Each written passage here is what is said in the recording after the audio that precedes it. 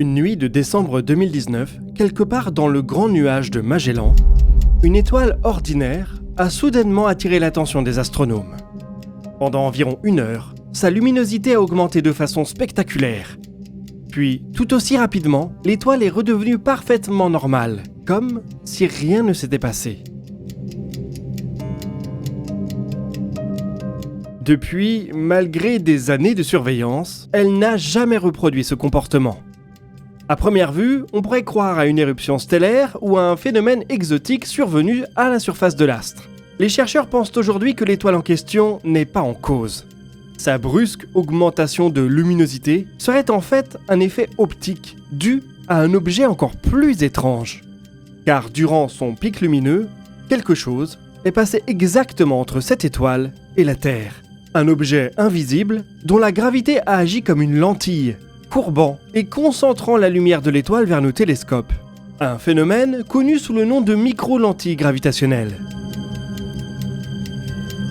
Le véritable responsable de ce brusque pic lumineux n'est donc pas l'étoile observée, mais cet objet en premier plan, détecté uniquement grâce à l'empreinte qu'il a laissée sur la lumière. Les chercheurs l'ont baptisé Phoebe. Et Phoebe est très étrange, différent de toutes les autres micro-lentilles qui ont été détectées jusqu'ici. Il pourrait même être l'un des objets les plus fascinants jamais découverts par cette méthode. Sa masse, sa localisation, son origine, tout pointe vers un objet exotique.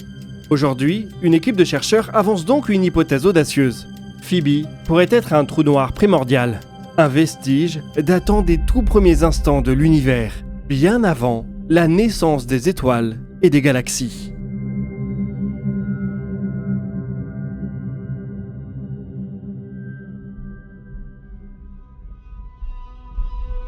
Pour comprendre pourquoi Phoebe intrigue autant les astronomes, il faut revenir un instant à l'une des prédictions les plus étonnantes d'Einstein. Dans la relativité générale, la gravité n'est pas une force qui agit à distance.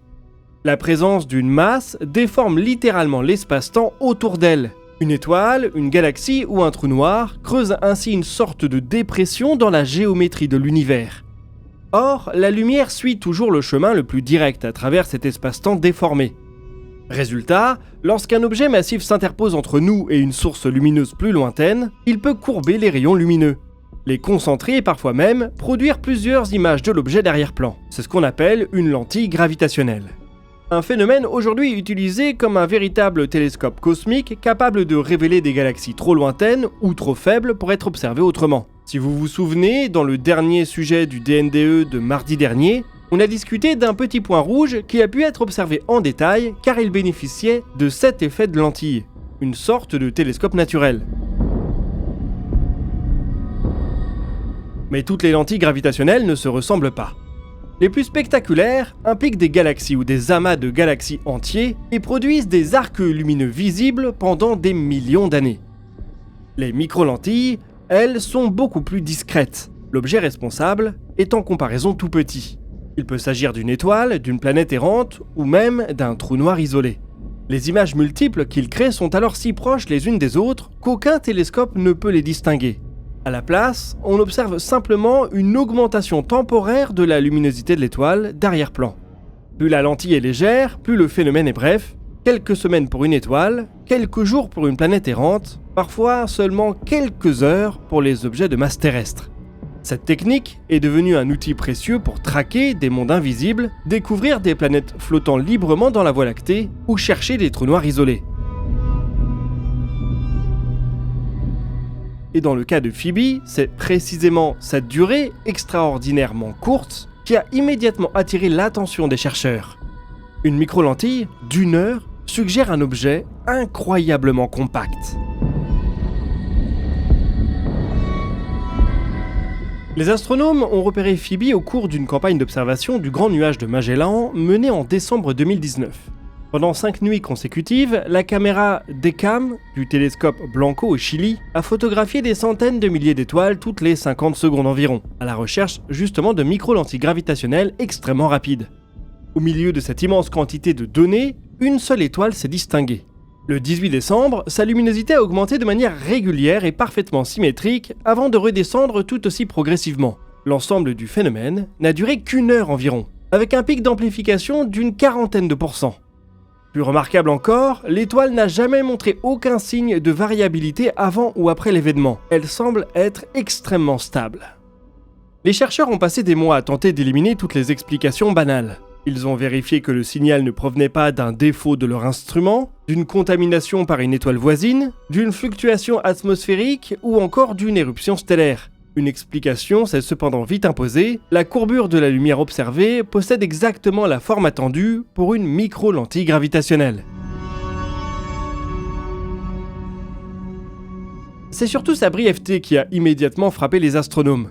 Parmi les milliers d'événements de micro-lentilles détectés au fil des décennies, très peu se déroulent sur une échelle de temps aussi courte. Les modèles indiquent qu'une lentille capable de produire un signal aussi rapide doit posséder une masse extraordinairement faible à l'échelle des objets du cosmos. Elle est calculée à environ 3 masses lunaires, soit environ 4% de la masse de la Terre. On parle donc d'un objet minuscule qui a été détecté à la dérive quelque part entre la Voie lactée et le nuage de Magellan, une galaxie naine, satellite de la nôtre.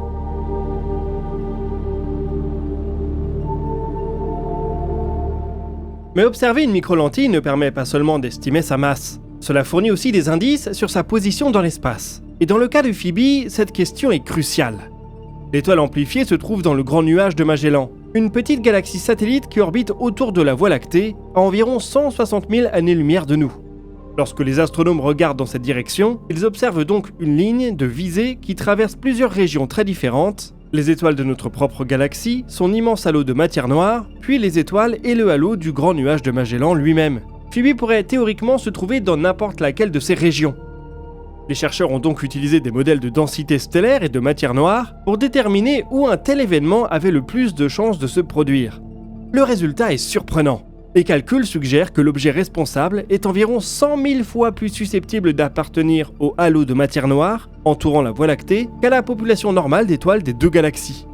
Cette conclusion indique qu'il pourrait s'agir de quelque chose de très différent d'une planète ou d'une étoile ordinaire. Car si l'objet évolue réellement dans le halo galactique, il appartient alors à une région dominée non pas par de la matière visible, mais par cette mystérieuse composante invisible qu'on appelle la matière noire.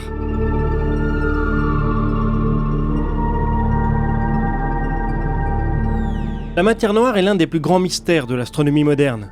Depuis plusieurs décennies, des observations montrent que les courbes de rotation des galaxies sont différentes de ce qu'on peut modéliser depuis leur seul objet visible.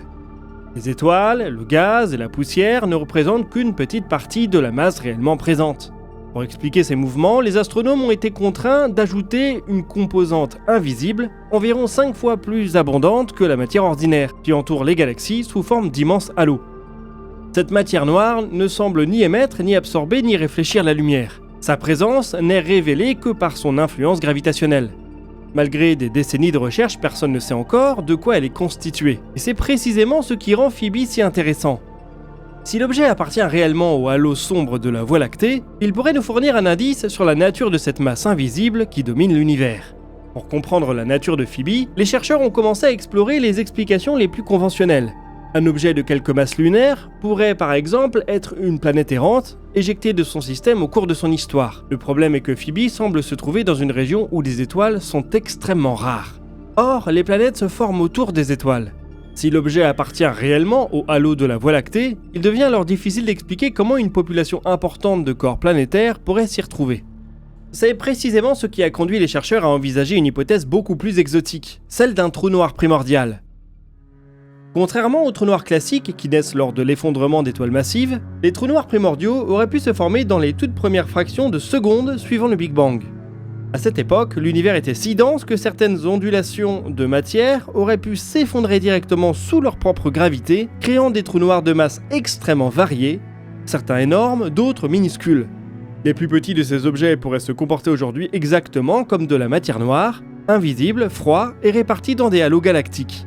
Phoebe possède justement plusieurs caractéristiques attendues pour une telle population. Une masse extrêmement faible, une probable localisation dans le halo de la Voie lactée, et une détection obtenue uniquement grâce à son effet de lentille gravitationnelle. Aucun de ces indices ne constitue une preuve, mais leur combinaison suffit à faire de Phoebe l'un des candidats les plus intrigants découverts à ce jour. L'une des raisons pour lesquelles cette hypothèse est si difficile à vérifier est qu'un trou noir primordial de la masse estimée pour Phoebe serait incroyablement petit.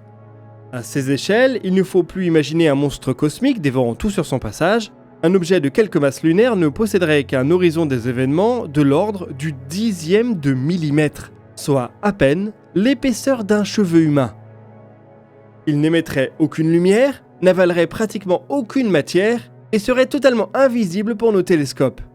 Même s'il traversait le système solaire, il serait presque impossible à détecter directement. La seule façon de révéler son existence serait d'observer les effets de sa gravité sur son environnement. L'événement de l'antigravitationnel de Phoebe serait ainsi un coup de chance, un alignement improbable entre un de ces micro-trous noirs primordiaux, une étoile d'arrière-plan et le miroir d'un télescope.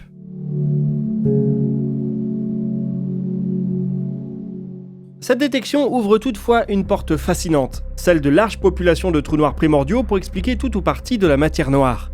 Invisibles, froids et uniquement détectables par leur gravité, ils possèdent plusieurs des propriétés attendues de la matière noire qui semblent dominer les halos galactiques. Évidemment, on n'a pas là une preuve indiscutable. Si on résume rapidement, le raisonnement des chercheurs est le suivant. Phoebe est une microlentille très légère, compatible avec un objet de la masse d'une lune ou d'une petite planète. Cet objet semble se trouver dans la région du halo de matière noire de la Voie lactée. Dans ce halo, il n'y a quasiment pas d'étoiles et donc encore moins de planètes ou de lunes errantes. Il paraît donc raisonnable d'imaginer que l'objet qui a produit la lentille possède une autre nature, et il n'y a pas 10 000 candidats pour un objet de faible masse capable de produire une lentille gravitationnelle, qui ne soit pas une planète ou une lune errante. Les trous noirs primordiaux sont même le seul candidat crédible. Cela ouvre ainsi la porte à l'hypothèse des trous noirs primordiaux comme responsables de la matière noire. Plus besoin de chercher des particules élusives, notre matière manquante serait constituée de trous noirs de toute taille, issus des premiers instants du Big Bang. Ce sont des arguments qui se tiennent, mais qui ne sont pas irréfutables. Il y a peut-être des populations d'objets macroscopiques dans le halo de galaxies, des planètes errantes éjectées à des vitesses intergalactiques par exemple. Phoebe serait cependant un sacré coup de chance. Le plus intéressant serait peut-être de multiplier les campagnes d'observation de ce type, concentrées sur des lentilles gravitationnelles amplifiant des étoiles de galaxies naines satellites de la Voie lactée. C'est ainsi qu'on pourra éventuellement sonder les populations d'objets qui semblent exister dans le halo de matière noire de notre galaxie.